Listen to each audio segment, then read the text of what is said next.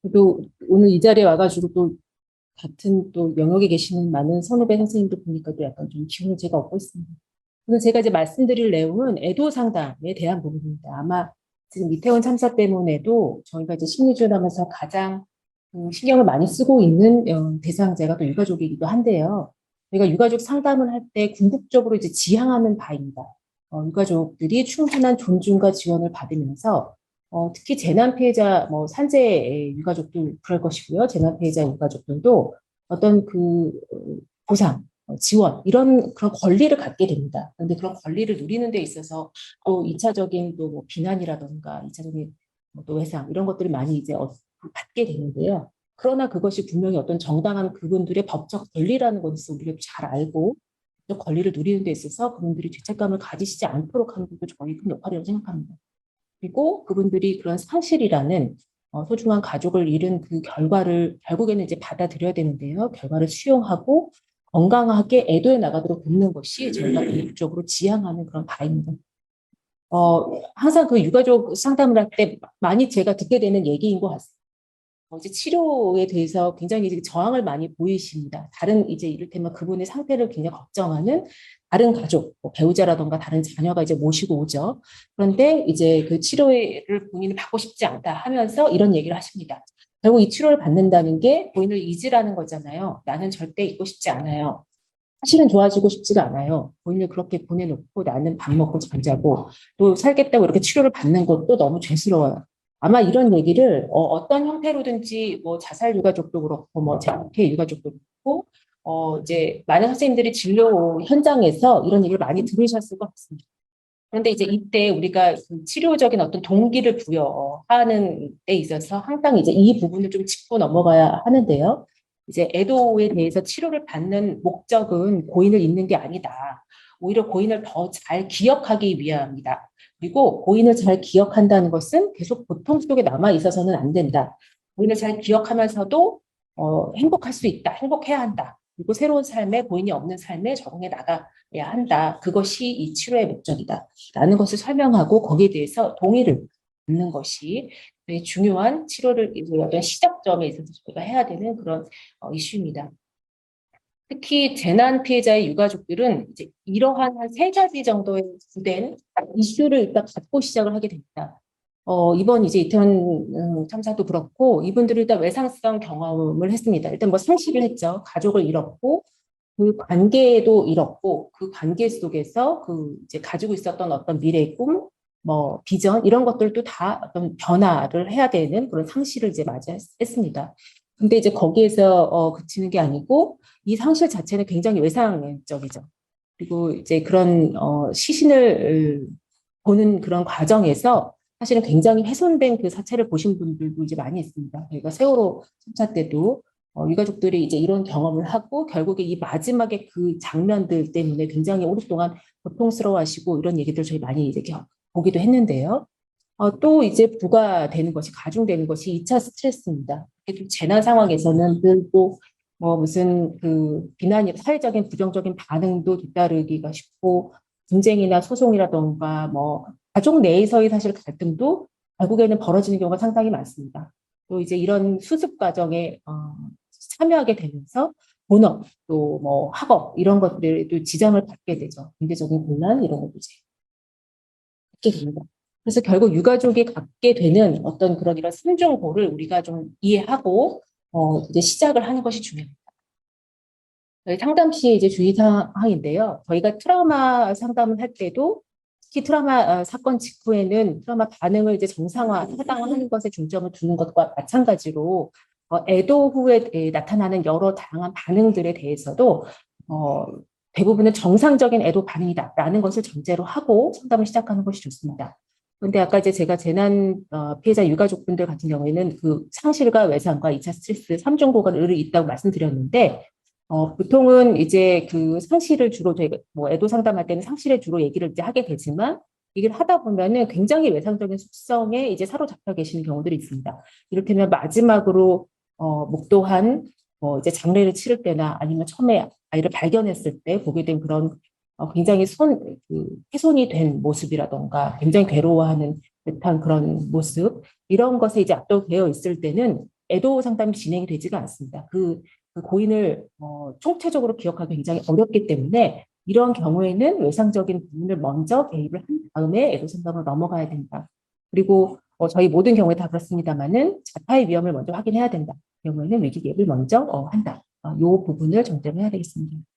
이런 외상적인 부분이 그렇게 크지 않고 저희가 이제 애도 상담으로 넘어가게 된다면은 그 애도 상담을 진행하는 그 과정 중에서는 이러한 요소들을 저희가 이제 다뤄야 됩니다. 먼저 기본적인 평가, 트라우마적인 부분, 트라우마 증상이라던가 애도와 관련된 그런 반응들, 또 신체나 우울, 불안 이런 것들 을 평가를 하게 되고 심리 교육은 주로 애도에 대한 심리 교육을 하게 됩니다. 그리고 그 과업 부분에서 다시 이거는 과업과도 연결이 되는데요. 상실을 인정하는 것, 그리고 상실의 고통을 겪어내는 것, 그리고 건강하게 고인을 기억하는 것, 그리고 고인이 없는 변화된 일상에 내가 적응해 나가는 것. 이 과업들에 대해서 우리가 이제 다루게 됩니다. 두 돈트를 먼저 좀 보겠습니다. 저희가 이제 먼저 이제 그 유가족들과의 만남에 바로 이제 고인에 대한 얘기를 들어가는 것이 또 쉽지 않을 때가 있습니다. 그러면은 현재의 걱정, 현재 필요한 욕구들에 대해서 먼저 초점을 맞추는 것이 또 이제 실제적인 도움을 주는데도 좋고 락거를 형성하는 데도 좋은 것 같습니다. 그리고 이제 고인을 이제 부를 때 저도 그냥 직접 저는 고인의 이름을 좀 부르는 편입니다. 누구 씨는 어떠셨어요? 어떤 딸이셨어요? 이런 얘기를 이제 그냥 바로 이제 하는데 그러기 전에 사실은 좀 먼저 여쭤봐야 되겠죠. 이렇게 제가 이름을 불러도 될까요? 누구 씨라고 수연 씨라고 해도 될까요? 이렇게 여쭤보고 보통은 허락을 해주십니다. 그러면은 그렇게 이제 자연스럽게 얘기를 하고 개인적인 경험으로는 그런 것들 그렇게 했을 때 유가족들이 더 반겨하시는 것 같아요. 그리고 애도자의 반응을 타당하고 정상화하는데 우리가 초점을 둬야 된다. 하지 말아야 될 부분. 사실은 같은 그 사건을 경험해도 트라우마 반응, 그 안에서의 의미가 다 다른 것처럼 100인이면 10명이면 10명 다 그 안에서 갖고 있는 개인적인 의미나 반응이 다른 것처럼 애도도 마찬가지입니다. 똑같이 가족을 잃었어도 어머니의 반응과 어머니의 그 입장이 있고 아버지의 또 입장이 있습니다. 그렇기 때문에 우리가 제3자로서 아직 그러한 상황들 디테일을 다 파악하지 못한 상태에서 그냥 어떤 아주 상투적인 위로를 바로 던지는 것은 오히려 이해받지 못한다는 느낌, 이렇게 거리감을 더 주기가 쉽습니다. 그래서 초반에는 오히려 그냥 말을 하는 것보다 그냥 듣는 게 낫다. 기본적인 필요나 욕구를 그냥 물어보고 듣다 보면 또 이제 라포를 통해서 유가족분들이 하시는 말씀이 많이 나옵니다. 그것들을 통해서 이제 상담을 이제 풀어가야지 먼저 이제 그런 안타까운 마음에 어떤 위로를 던지는 것은 이런 관계는 저는 도움이 안 된다. 그리고 애도자를 역할 속으로 떠밀지 않는다. 성실한 대상을 대체하라고 제안하지 않는다. 특히 어린 자녀를 잃은 그런 제가 그런 사건들에 이제 개입할 때 보면은 이 부분에 대해서 굉장히 그 분노하시고 상처를 받는 그런 모습들을 많이 보는데요. 이제 이런 아이를 좀 가져라 뭐 이런 얘기들을 많이 하시더라고요 주변에서. 그런 것들은 굉장히 조심해야 되는 부분이다.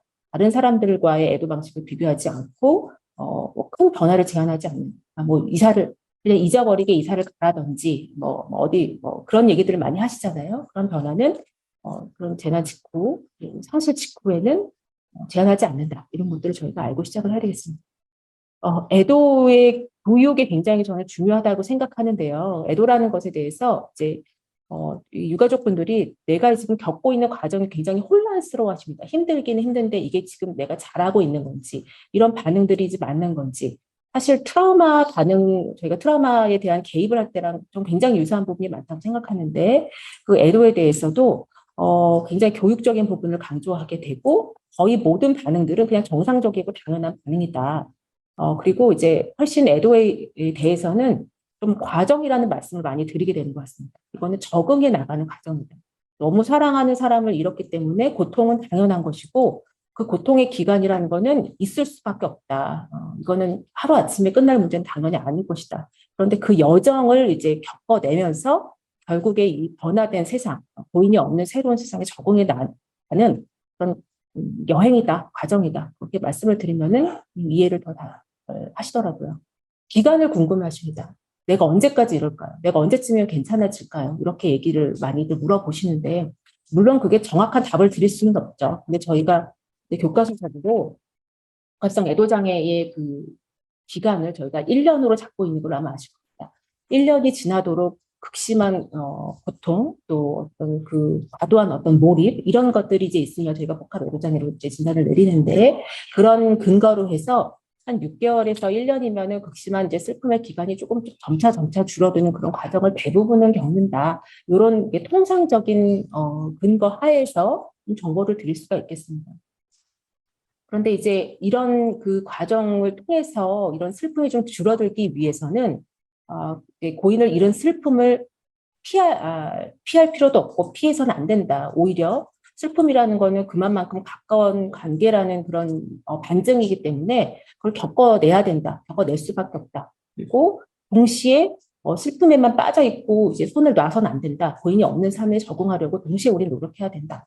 그것이 어느 정도의 기간 후에 우리가 좋아지는데 도움이 되는 그런 마음가짐이다. 이런 것들을 교육이 내내 강조를 합니다. 그러나 이제 저희가 트라우마 이후에도 어떤 촉발 반응이라든지 이런 것들에 기념일 반응이 있듯이 애도도 당연히 어떤 기념일 반응이 있을 수가 있다. 그러나 이 기념일 반응이 곧 뭐 다시 악화된다든지 원래의 상황으로 돌아가는 것을 의미하는 것은 아니다. 그런 것들을 좀 안심시켜드리고 시작을 하게 됩니다. 정상 애도 반응에는 뭐 정서적, 신체적, 뭐 인지적 반응, 행동적 반응이 다 있을 수가 있는데요. 특히 애도 후에는 굉장히 복합적인 정서적 반응을 이제 보입니다.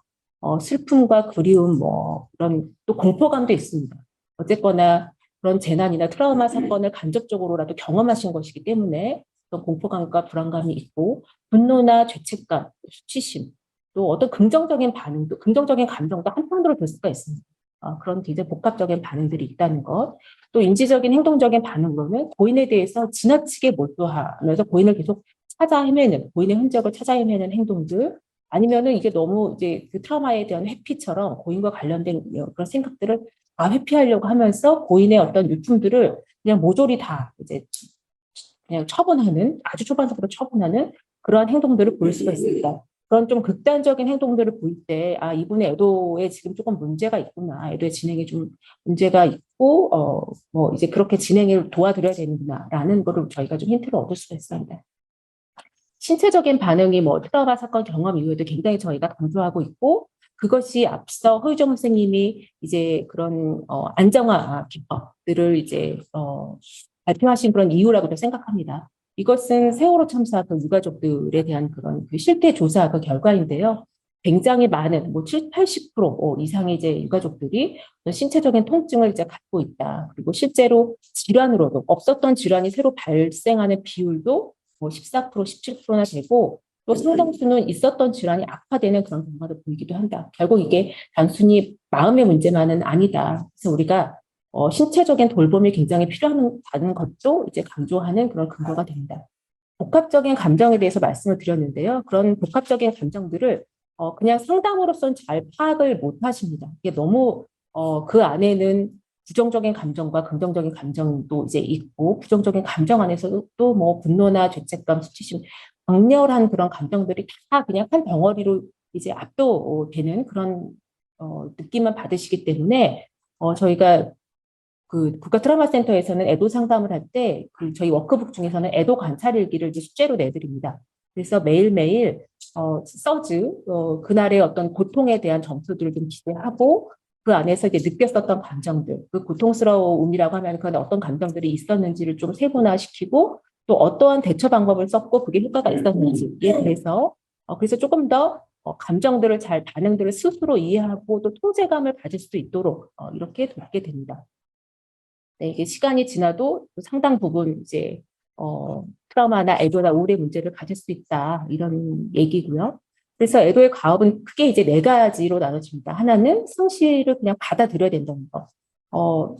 사실 초반에는 이런 말씀 많이 하시죠. 그냥 나 여행 간 걸로 생각할래요. 뭐 요즘은 뭐 우주로도 가는데 뭐 그렇게 그냥 멀리 떠나 버렸다고 생각할래요. 이런 얘기를 많이 하시는데 그걸 처음부터 그러지 마세요. 이렇게 얘기하지는 뭐 못하죠. 근데 저는 이렇게는 말씀드립니다. 지금은 너무 힘드니까 그렇게 뭐 생각하십시오. 그러나 계속 그렇게 생각하실 수는 없는 노릇입니다.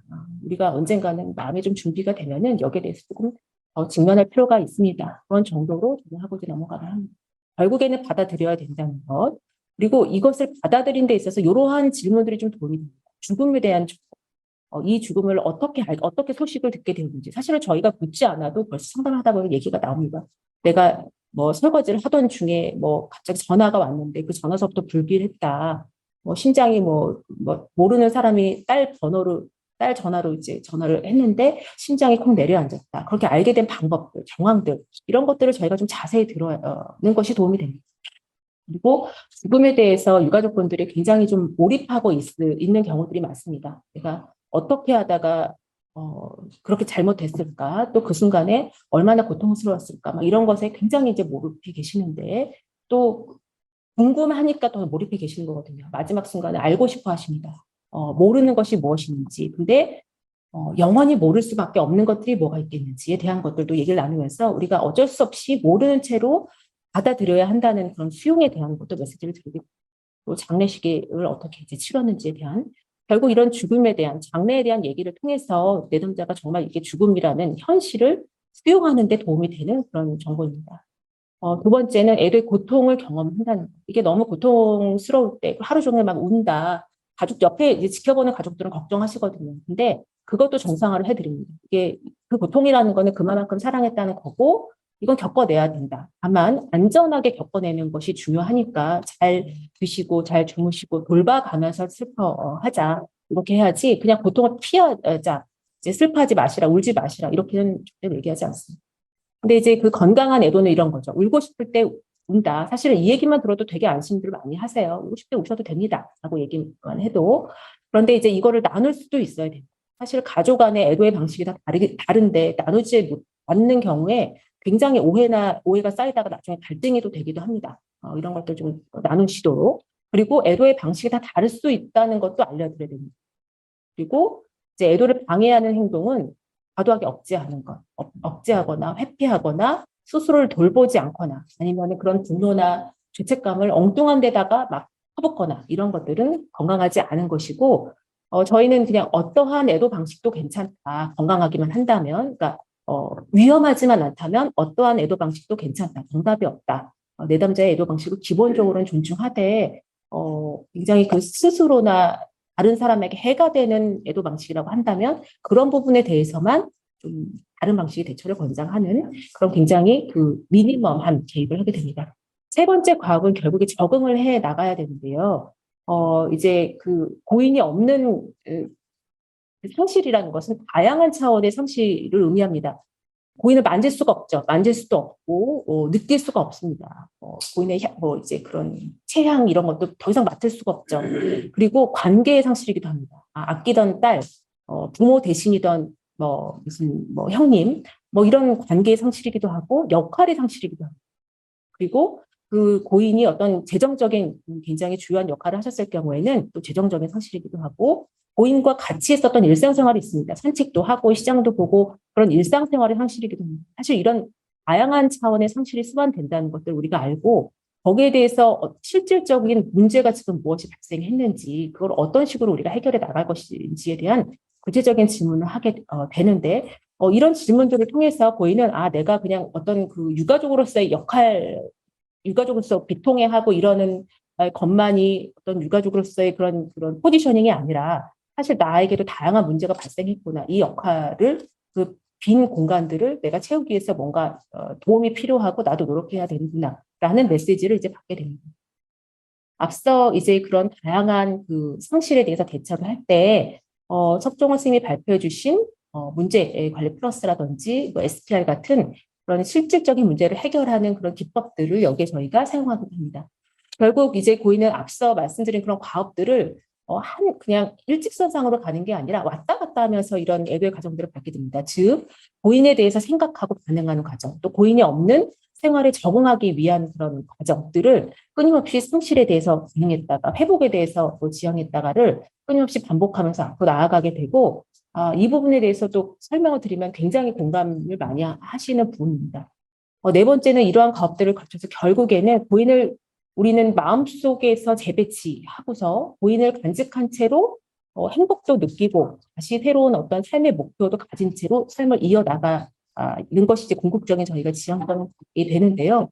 고인을 건강하게 기억하는 부분에 있어서 사실은 처음에 유가족분들은 좋게만 얘기를 하시거든요. 굉장히 이상적인 모습으로 막. 근데 저희가 다 알듯이 그렇게 이상적인 사람은 없습니다. 그래서 사실은 고인도 속을 좀 썩이기도 했었을 것이고 갈등도 있었을 수 있습니다. 어느 정도 상담이 진행된 다음에는 그런 실제적인 관계에 대해서도 좀 얘기를 저희가 여쭤보기도 하고, 그러니까 있는 그대로의 고인을 기억하게 하는 것이 저희가 목표니까요.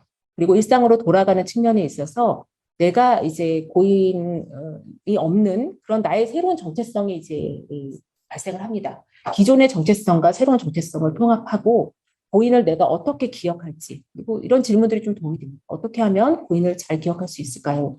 고인은 어떻게 자신이 기억되길 바랄까요? 라는 질문을 통해서 사실은 외상적인 면에 좀 몰입되어 있던 분들은 이런 질문을 통해서 깨어나시기도 합니다. 내가 내 딸이 비참하게 그런 죽었다고 기억되기를 바라지는 않을 거다라는 깨달음을 좀 얻으시더라고요. 그래서 걔는 자기가 되게 열심히 살았고 담대하고 용감하고 그런 진취적인 애로 기억되길 바랄 거예요. 그러면은 이제 그런 마지막 순간에서 조금 벗어나시게 되는 거죠. 상실의 경험에 준 영향, 물론 굉장히 고통스럽고 좌절스럽고 무력하고 이런 경험이긴 하지만 도움이 된 것들도 있습니다. 이 고통을 이기는데 도움이 된 것은 무엇이냐요? 새롭게도 깨닫게 되신 게 있다면 뭐가 있을까요?